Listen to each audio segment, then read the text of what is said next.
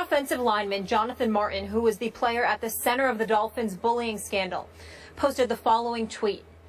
If you don't know, now you know, with an attachment of his life story. Here's a little portion of that statement. Your job leads you to attempt to kill yourself on multiple occasions. Your self-perceived social inadequacy dominates your every waking moment and thought. You're petrified of going to work. You either sleep 12, 14, 16 hours a day when you can or not at all. You drink too much, smoke weed constantly, have trouble focusing on doing your job, playing the sport that you grew up obsessed with. But one day you realize how absurd your current mindset is, that this blank doesn't matter. People don't matter. Money doesn't matter. Fame and notoriety sure as hell don't matter. Nothing matters besides your family, a few close friends, and your own personal happiness. Stephen A., your reactions to this post? Well, it's riveting and kind of sad, because what it speaks to is the fact that he never really had an identity. He grew up completely lost. You're in school and you don't relate to black folks, you don't relate to white folks. You're constantly questioning who you are, ultimately questioning your own worth. And to imagine that as a child you're going through that, it can definitely lead to those thoughts of suicide, etc. I dare venture to say that if you had spoken to psychology experts and things of that nature, therapists and what have you, they would trace a lot of problems that people have back to their youth, what they were subjected to, which is why it's something that we should always be mindful and careful about, particularly when it comes to kids and the level of cruelty that they could exercise against one another, because you just never know. When you see some of these, the Columbine shooting and other things, and you hear kids alluding to being bothered in school and being harassed, and how they felt like they could never catch a break. You just never, ever know what that could ultimately lead to, whether somebody elects to harm themselves or whether they elect to harm other people, unfortunately. Having said all of that, I also think it's important to note this. I know you may not agree with this, Skip Bayless, because of your feelings about Richie Incognito in terms of some of his past transgressions, the things that have been reported, the lady at the golf tournament, the team outing when he was with Miami, along with his checkered past in college and at St. Louis. But I must admit to you, this kind of gives me cause to pause as to the level of culpability that Richie Incognito actually has when it comes to Jonathan Martin. Maybe this is one of the reasons why so many of those players in Miami's locker room felt the need to come to Richie Incognito's defense as opposed to Jonathan Martin, because in their eyes they may not have had these problematic backgrounds, and because of it their mindset may have been, what is he talking about? Richie Incognito was the same way with all of us. We didn't interpret it or embrace it as bullying. So when you look at it from that perspective, obviously, instead of us engaging in a level of conviction towards Richie Incognito, we should have asked more questions about Jonathan Martin. That's not to say that Jonathan Martin was wrong or that he was at fault. It's to speak to the problems that he had in his life long before Richie Incognito ever came along. And if that truly was the case, and that truly was what was going on in his mind and in his heart, then how could Richie Incognito be held accountable for that? I'm not saying I know the answer. I'm not absolving Richie Incognito. I'm just simply pointing out that it's a very, very legitimate question. I hear what you're saying about Richie Incognito. I have less than zero respect for him as a human, but I get the context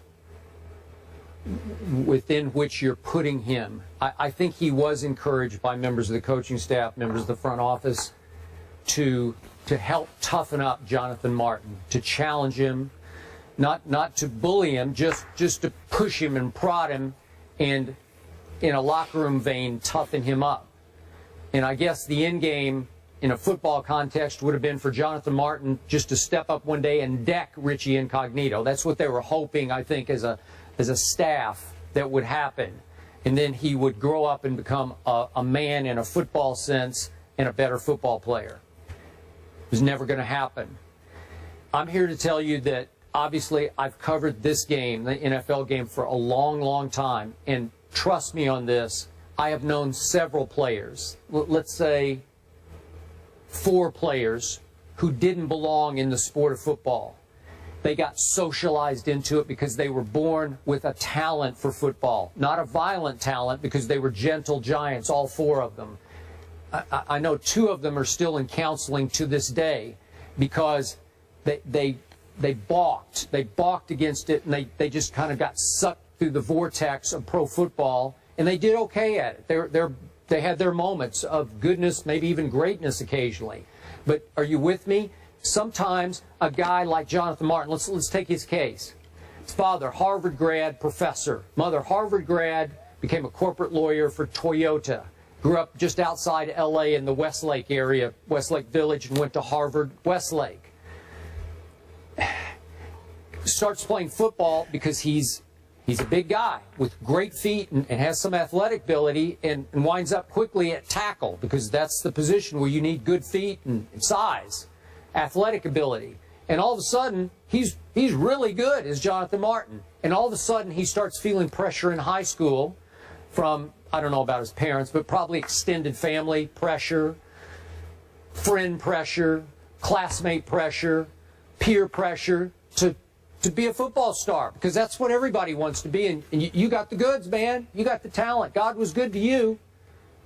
Jonathan's thinking, was he good to me? So he winds up at Stanford, and he continues to excel. And after his junior year, he came out early.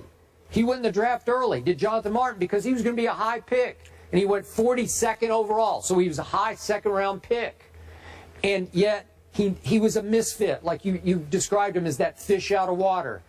Neither fish nor fowl. You know, he didn't seem to fit anywhere, and he definitely didn't fit in an NFL locker room because it wasn't who he really was. So, looking back, my regret for Jonathan is that he couldn't step up at any moment in his life and say, I don't want this anymore. I want to do that, or I want to do that. Because I'd be a lot happier doing this or that. Because this was jarring to his psyche. He didn't fit in football. And so they pushed and poked and prodded because he's a talented guy. And it never clicked for him. So he was living hell on earth, especially in the Dolphin locker room, because he never belonged there in the first place. And I've known several of those players who wish they had never played football. And, of course, I argue back to him, well, you did make some money, and you did become kind of a household name, at least in your fandom. Yeah, they did, but they all tell me they wish they'd never played pro football. So maybe that's where Jonathan Martin stands right now. Well, maybe so, but I think the key thing that needs to be pointed out here, Skip, is that this is emanating from a bullying scandal. And the question remains, was he truly bullied? And the reason I asked that question is because of what Jonathan Martin revealed. Because you had players inside that locker room that were saying, what bullying? What are you talking about? Everything, I mean, this is what happens in a locker room. We endured and experienced the same thing. What are you talking about? Now, clearly it was real to him. And I don't mean to imply that the bullying scandal was fraudulent in any way. But his interpretation of bullying may be completely and entirely different than what someone else's is. And when Richie Incognito had that interview with Jay Glazer, he pointed out the communication and the text messages and all of this stuff that went on with him and Jonathan, even in the aftermath of what happened. I don't know how we ignored that, especially in light of what he's revealed about himself. What he revealed about himself has a lot to do with what he has endured his entire life, long before he ever arrived in an NFL uniform. And if that's the case, in the interest of fairness, regardless of what kind of despicable allegations have been aimed in the direction of Richie Incognito prior to the bullying scandal, as it specifically pertains to this scandal, we must ask ourselves, how much legitimacy does it truly deserve as it pertains to the guilt of Richie Incognito in light of what Jonathan Martin has told us about himself? We have, in the interest of fairness, you have to do that with Richie Incognito, because I got to tell you, reading this stuff right here, this seems to me to be a Jonathan Martin issue. It seems to me like Richie Incognito may have very well gotten a raw deal. I have to admit that. That's how this looks. Okay. Based on what Jonathan Martin has described about himself. I'll give you this much. I don't think Richie thought he was bullying Jonathan Martin. I think he thought he was toughening Jonathan Martin in a football context. So, well, listen, if this is the kind of stuff that's going on in every locker room, and Jonathan Martin couldn't handle it because of Jonathan Martin, like he said, I'm not knocking Jonathan Martin. There's a lot of kids out there that need our help, need professional help, need a lot of help, because they don't know how to handle it, because they just don't know, because of what they've been subjected to throughout their life. But that's still not Richie Incognito's problem. That's what resonates with me here.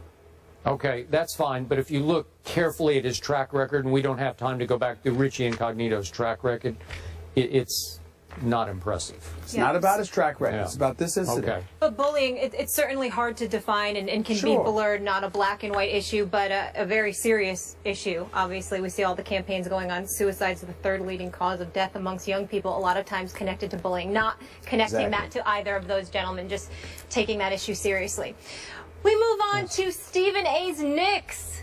They look like they're in for a long season, but are they the team most likely to have the most problems? We'll discuss that after the break.